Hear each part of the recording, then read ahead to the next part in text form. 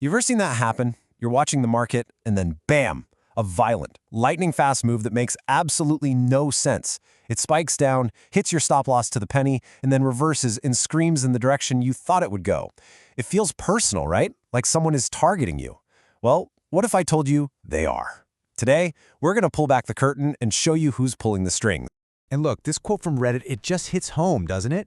It perfectly captures that feeling of frustration, that sense that you're in a game where you don't even know the rules, you just know that somehow you keep losing. But what if it wasn't just paranoia? What if there really is a blueprint to all these crazy moves? And what if you could learn to read it? That's exactly what we're going to do. We're going to break down the concepts that let you see the market's hidden language. All right, so to crack this code, we have to start with the fuel, the one thing that makes this entire engine run. It's a concept that's simple on the surface, but has huge implications. And it's the reason your stop loss isn't just a safety measure, it's a bullseye. That fuel is called liquidity. Now think about it for a second. If a huge fund wants to buy $100 million worth of something, they can't just slam a buy button on their keyboard. An order that massive would send the price to the moon before their order was even half filled, completely ruining their entry. So they need someone on the other side of that trade, a giant pool of sellers to fill their position without making waves. They need liquidity. So where does all this fuel come from? Well, it comes from us. See, your stop loss on a long trade is really a market sell order waiting to be triggered. My stop on a short is a market buy order. Now, when thousands, tens of thousands of us all put our stops in the same obvious places, right below that clean support level, or just above that clear resistance, we accidentally create these giant, concentrated pools of orders. It's the perfect source of fuel for the big players. And that really sets the stage for the two main characters in this drama. You've got smart money, we're talking institutions, hedge funds, the big banks, and then you've got everyone else. We're all trading in the same market, but believe me, they are looking at a completely different chessboard. This slide just lays it all out, doesn't it? It shows how two different mindsets can look at the exact same chart and see polar opposites. The retail trader sees a perfect, clean trend line and thinks, great, this is solid support. I'll put my stop right below it. But smart money? They see that exact same trend line and their eyes light up. They don't see support, they see a buffet, a pool of orders just waiting to be taken. So how do we start to see what they see? How do we find their footprints? We look for something called an order block. As it says here, it's basically the last down candle before a massive up move or the last up candle before a huge drop.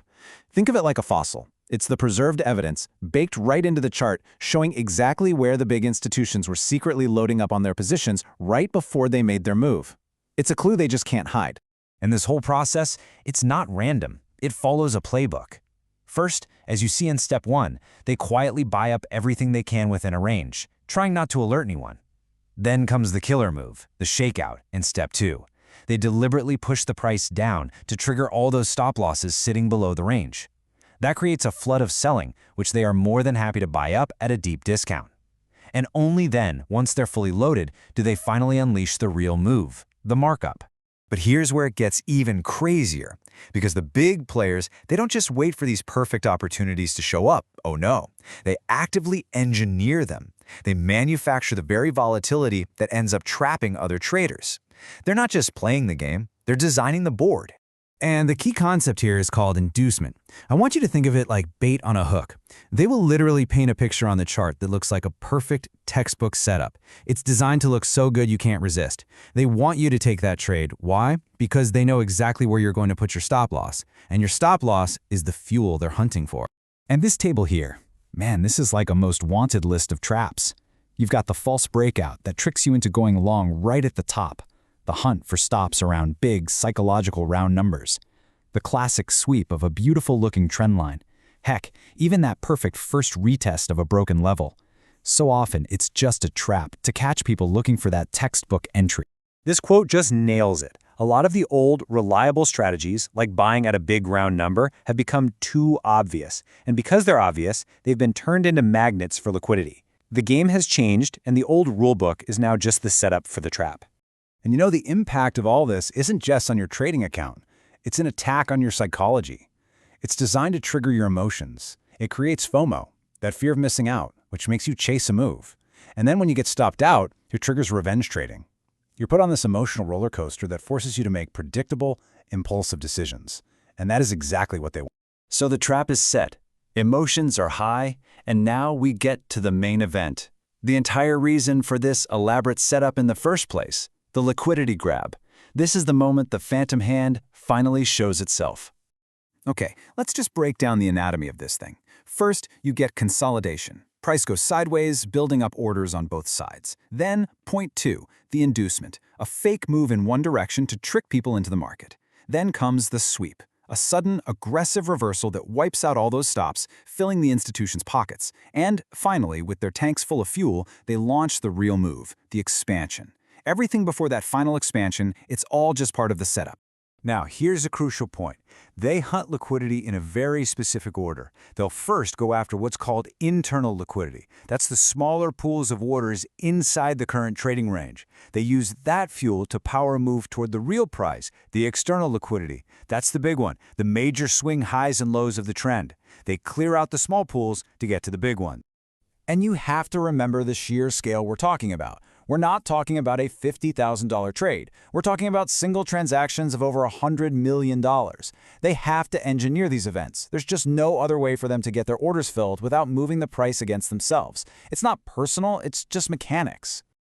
Okay, so we've seen the blueprint, we understand the trap. Now for the most important part. What in the world do you do about it? How do you flip the script? How do you go from being the liquidity to anticipating the hunt? This is where we go on the offense. Here's your new defense system. First, start seeing those obvious highs and lows not as entry signals but as danger zones. Second, wait for the sweep. Don't be the first person in. Let the trap spring on someone else. Third, demand confirmation. Wait for the market to show its hand after the sweep before you jump in. And finally, just think, where is everyone else putting their stop loss? Okay, don't put yours there. But, beyond any single tactic, your real armor is discipline. You need to build a playbook with rules that are non-negotiable. You have to master your risk. It's the only thing in this business you can actually control. You have to master your psychology, because that's what's being targeted. And you have to journal every single trade. A loss stops being a failure the moment you turn it into a lesson. So when you look at it this way, the market isn't just random chaos. It's a game, and the name of the game is liquidity.